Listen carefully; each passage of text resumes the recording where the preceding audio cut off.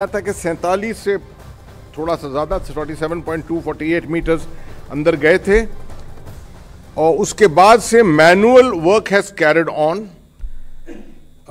जो मलबा निकल रहा था, मेटालिक मलबा, वो अभी भी उस आगे मिलता रहा हमको, उसको काटा गया है, कटर्स के साथ निकालते रहे। रात भर काम हुआ है इसके ऊपर और टीम्स जो हैं हमारे रैट माइनर्स एक्सपर्ट्स जो हैं बड़ा मुश्किल काम जो कर रहे हैं, बड़ी एनक्लोज स्पेस में कर रहे हैं और साथ में आर्मी इंजीनियर्स, ये सब मिलकर इन्होंने काम किया है।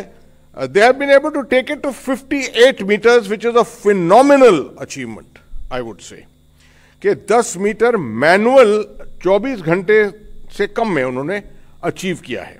This is something almost like as if a machine has been working. और इसके बावजूद अभी हम 58 मीटर पे हैं। पाइप पीछे से पुश होता गया है with the help of the auger machine, the pressure of the auger machine, and we are hoping अंदर 2 मीटर तकरीबन लगेगा और अंदर पुश जब होगा तब वी कुड से दैट आर पार हो गए हैं।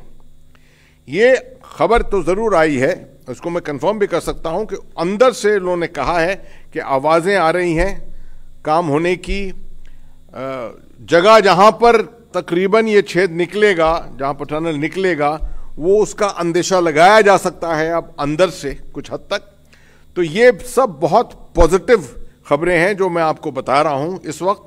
मगर याद रखिए कि अभियान जब इस तरह का चलता है जिसमें 400 घंटे से ज्यादा हम इन्वॉल्व रहे हैं अभी तक, पूरे सेफ्टी प्रिकॉशन आखिर तक सेफ्टी प्रिकॉशन जो है वो अपनाए जाएंगे। किसी चीज पर भी प्री मैच्योर कार्रवाई, प्री मैच्योर अनाउंसमेंट करना जो है वो गलत होगा। It will be against all principles. तो इसलिए पूरे सेफ्टी प्रिकॉशन आपको याद दिला दूं, अंदर 41 हैं, बाहर बहुत लोग हैं जो इसमें जुटे हुए हैं इस काम में। उनकी सेफ्टी और सिक्योरिटी जो है उतना ही महत्व रखती है जितना अंदर वालों की है। So we are not in any hurry, मगर हम अपनी पाबंदी के मुताबिक मीडिया से मिल रहे हैं। 4 सवा 4 बजे आपको बता रहे हैं ये कि ये स्थिति इस समय है।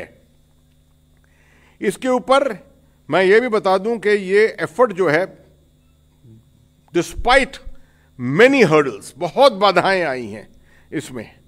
बिल्कुल जैसे एक अभियान के अंदर होता है कि अभियान में प्लान, ऑपरेशंस के अंदर प्लान बनाए जाते हैं, तजवीजें बनाई जाती हैं, मगर जब जैसे ही ऑपरेशन लॉन्च होता है वो तजवीज जो है वो नष्ट हो जाती है। उस तजवीज को दोबारा रिव्यू करना पड़ता है और you have to keep remaking your plans. बिल्कुल वैसे ही हुआ है, वैसी स्थिति यहां हुई है। आप देखें पूरे 5 ऑप्शन 6 ऑप्शन हो गए थे। कहीं कहीं सामान, कहीं कहीं मशीनें फंसी हुई थी, उनको सुपर ह्यूमन एफर्ट लग रही थी यहां पर लाने के लिए। गवर्नमेंट का कोई ऐसा डिपार्टमेंट ही नहीं है जो शायद इसके अंदर जुटा नहीं था। बड़ी खुशी होती है जब कहते हैं कि ministry of health and family welfare, वहां से शुरू अगर करें, ministry of road transport and highways which is been the core ministry involved in this whole thing. जब 12 तारीख को इसकी खबर आई तो सबसे पहला जो शायद हमने जो कम्युनिकेशन किया था वो रेलवे बोर्ड, क्योंकि सबको मालूम है कि रेलवेज के पास बहुत एक्सपर्टीज होती है। टनलिंग, इंफ्रास्ट्रक्चर डेवलपमेंट, जिस तरह का काम हो रहा है अभी कश्मीर के रेलवे के लिए to connect Jammu to Baramulla, उस तरह के काम में बड़ा उनका तजुर्बा है। तो the first thing was made to the railway board and to the railways to bring their expertise forward, and from there it started and different agencies have joined in from time to time. Indian air force का काम, NDRF का जिसकी 2 team वहां पर लगातार काम कर रही हैं, all kinds of jobs that the NDRF has been involved with.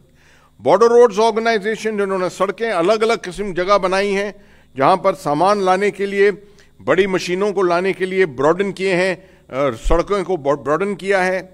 Department of telecommunication, जिन्होंने आकर वहां पर पूरी कनेक्टिविटी, अभी तो आराम से हम बात कर रहे हैं वहां से मीडिया बात कर रहे हैं, पूरा कनेक्टिविटी वहां से इंप्रूव की है। और राज्य सरकार को नहीं भूल सकते इसमें। राज्य सरकार, their involvement, SDMA, SDRF, Uttarakhand की एसडीआरएफ जो है बड़ी मानी हुई एसडीआरएफ है, been involved in many such disaster situations in the past. और आखिर में मैं समझता हूं लोकल एडमिनिस्ट्रेशन, बिना डिप्टी कमिश्नर साहब और एसएसपी के कोई चीज नहीं हो सकती कहीं। I think they have done a marvellous job, absolutely. मगर ये सब तब मुमकिन होता है when the directions from the top are absolutely clear cut. अगर डायरेक्शंस हैं ऊपर से, अब ऑनरेबल प्राइम मिनिस्टर से, आप मानिए प्रधानमंत्री से देखिए, वहां से पीएमओ, प्रिंसिपल सेक्रेटरी खुद कल गए वहां पर, मुआयना किया पूरा, took stock of the situation, gave directions, additional resources की जरूरत थी उस पर डायरेक्शंस दिए, बात की अंदर, सबका मोराल और मोटिवेशन बढ़ाया वहां पर। All this has helped in making sure that जितनी रिसोर्सेज, जो बिखरी हुई रिसोर्सेज हैं, उन सबको एक साथ एकजुट करना और उसका इफेक्टिवनेस निकालना, उसका लाभ निकालना, that is the work of the leadership, and that is what exactly has been done here, along with of course the ministry of roads, transport and highways. General VK Singh साहब वहां खुद मौजूद हैं, ज्यादातर वक्त वहीं पर मौजूद थे। और यहां तक कि जहां पर भी एक्सपर्टीज भारत में है, जहां पर भी जो कोई ऑफर कर रहा था, उसको एक्सेप्ट किया, उनको एनेबल किया वहां जाने के लिए। बड़ी खुशी है, जनरल हरपाल सिंह, पुराने हमारे डायरेक्टर जनरल बॉर्डर रोड्स और इंजीनियर इन चीफ, जिनको बहुत तजुर्बा है टनलिंग का, उनको भेजा गया वहां पर, वो अभी भी वहां पर मौजूद हैं। तो इस तरह से ऑल ऑफ गवर्नमेंट अप्रोच को प्रैक्टिकल तरीके से जोड़ा। मैं समझता हूं इसका बहुत दिनों से हमने शायद इतना बड़ा एग्जाम्पल नहीं देखा है। अब मैं आपको बताऊं कि कल शाम से क्या क्या चीजें हुई हैं वहां पर। ये सब जो आपको बताया है मैंने, वर्टिकल ड्रिलिंग भी चलती गई। अभी इस समय वर्टिकल ड्रिलिंग 45 मीटर्स, कल मैंने आपको 36 मीटर बताया था, अभी 45 मीटर पे है। मैं आपको इसलिए बता रहा हूं कि हमने अभी तक सब कुछ बंद नहीं किया ये सोचकर कि हमारा हॉरिजॉन्टल प्रोब जो है वो सक्सेसफुल हो गया है और अब सब कुछ सही है और सब कुछ जो है वो खत्म होने वाला है। ऐसा कुछ नहीं है। जितने ऑप्शंस हैं, ऑप्शंस अपनाए हुए हैं अभी तक। 45 मीटर्स तक वो ड्रिलिंग पहुंच गई है। ये रिडंडेंसी के लिए है कि अगर किसी भी हालत में आखिरी क्षण तक अगर हमको कामयाबी नहीं पाई, कहीं नहीं मिली, तो उस हालत में ये 45 मीटर जो गए हैं ये बहुत हमारे लिए सक्सेसफुल जो है वो हुए हैं, वो हमारे लिए बहुत इंपॉर्टेंट रहेगा, महत्व बहुत इसका रहेगा वहां पर। बाकी जो एफर्ट्स हैं पीछे से वो भी चल रही हैं, ब्लास्टिंग की भी चल रही है, तकरीबन 12 मीटर वहां पर अचीव हो गया है। जो बाकी मशीनरी आ गई है उसको अभी स्थिर रखा हुआ है कुछ जगहों पर, मगर जैसी जरूरत पड़ेगी अगर, तो वो सब मूवमेंट वो भी शुरू हो जाएगा। मैं आपको बताता हूं चंद एक बातें कि जब इवैक्यूएशन फेज आएगा, और हम उम्मीद करते हैं कि जल्द से जल्द आएगा, प्रार्थना करते हैं, उम्मीद नहीं करते हैं, प्रार्थना करते हैं कि जल्द से जल्द ही आएगा। तो एनडीआरएफ का इसमें रोल बहुत इंपॉर्टेंट है। 3 टीम, 4 जवान की टीम, 12 लोगों की वो बनी हुई हैं, अंदर जाएंगी ऑर्गेनाइज करने के लिए। ये पूरा वो फ्रेश हैं, ऑर्गेनाइज करेंगे जाकर अंदर। एसडीआरएफ एनडीआरएफ को सपोर्ट देगी। साथ में जो हमारे मेडिकल पर्सनल हैं, पैरामेडिक्स, वो जाएंगे अंदर। एक पूरा मेडिकल प्लान बनाया हुआ है जो एग्जीक्यूट होगा ग्राउंड पर। पूरा जो लेबर है उसको ब्रीफिंग उनको इसके मुताबिक दी है। स्ट्रेचर्स के ऊपर, स्ट्रेचर्स के रिसोर्सेज, वहां पर स्ट्रेचर अगर किसी हालत में फंस गया तो वो कंटिजेंसी में किस तरह से उसको निकाला जाएगा, ये सब भी देखा गया है।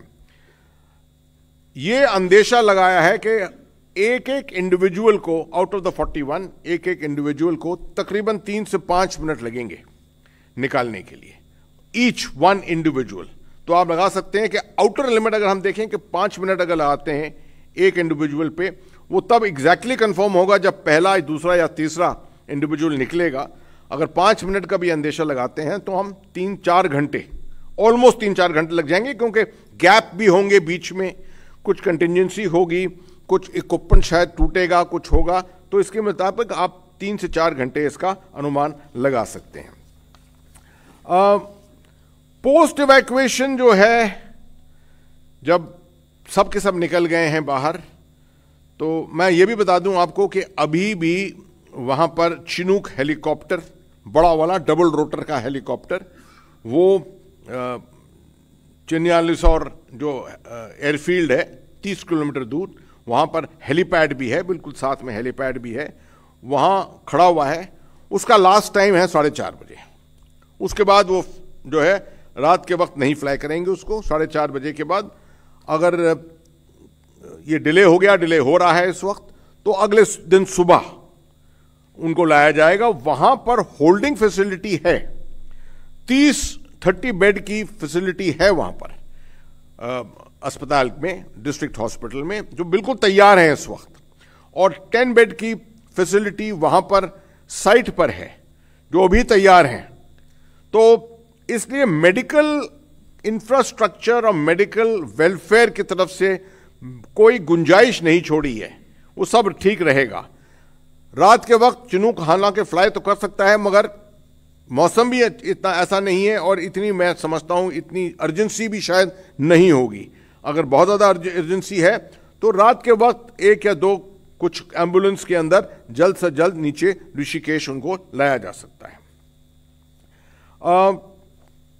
साइट के ऊपर ट्रायज किया जाएगा, प्रायोरिटाइजेशन किया जाएगा, जैसे कैजुअल्टी प्रायोरिटाइजेशन किया जाता है। हालांकि ये कैजुअल्टी नहीं है, मगर उसके बाद लाकर उनको जब नीचे हॉस्पिटल में वो दाखिल होंगे एक्चुअली, तो 48 से 72 घंटे की मॉनिटरिंग होगी सबकी, क्योंकि जब ह्यूमन बॉडी इतनी देर तक आइसोलेशन में, तकरीबन आइसोलेशन में, away from normal human activity रहती है, तो उसके ऊपर अलग अलग किस्म के असर आते हैं, based upon your physiology, based upon आपके साइको सोशल मेकअप क्या है, तो उसको मॉनिटर किया जाएगा। कभी कभी हो सकता है कि किसी के ऊपर असर ज्यादा हो, जो कुछ घंटों के बाद साबित होने लगे, just to foreclose that possibility. ये मॉनिटरिंग तकरीबन 48 से 72 घंटे तक चलेगी।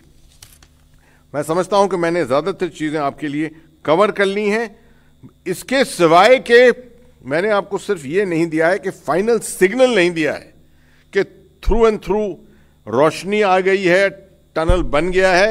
मैंने आपको आखिर में मैं बताता हूं कि 2 मीटर अभी भी जो फाइनल पाइप्स का पुश था, करना था, वो फाइनल पुश अभी भी हो रहा था जब हम उठकर यहां पर आए। मैं समझता हूं कुछ वक्त लगेगा, अरसा लगेगा, इसके बाद भी शायद आपके पास खुद फोन कॉल आने लगे, तो आप समझ सकते हैं कि थोड़ा सा हमको सबको इंतजार करना पड़ेगा। अब मैं हैंड ओवर करता हूं चौहान साहब को, कुछ बातें उनकी तरफ से टेक्निकल चीजों के बारे में वो आपको सुनाना चाहेंगे। सर, मैं पुनः एक बार आपने जो होल ऑफ गवर्नमेंट की अप्रोच की बात कही सर, उसके बारे में कुछ और बताना चाहूँगा सर कि भारत सरकार की सभी जो पब्लिक सेक्टर एजेंसीज हैं वो भी बहुत बड़ा महत्वपूर्ण रोल इसमें उन्होंने अदा किया है सर। जैसे NHIDCL तो रोड मिनिस्ट्री की ही ऑर्गेनाइजेशन है सर। सतलज जल विद्युत निगम लिमिटेड सर पावर मिनिस्ट्री के अंदर ऑर्गेनाइजेशन है। RVNL रेल विकास निगम लिमिटेड जो टनल इत्यादि बनाने का काम करती है, रेलवे की ऑर्गेनाइजेशन है, ये भी रेल मिनिस्ट्री के अंतर्गत बड़ा अच्छा काम किया।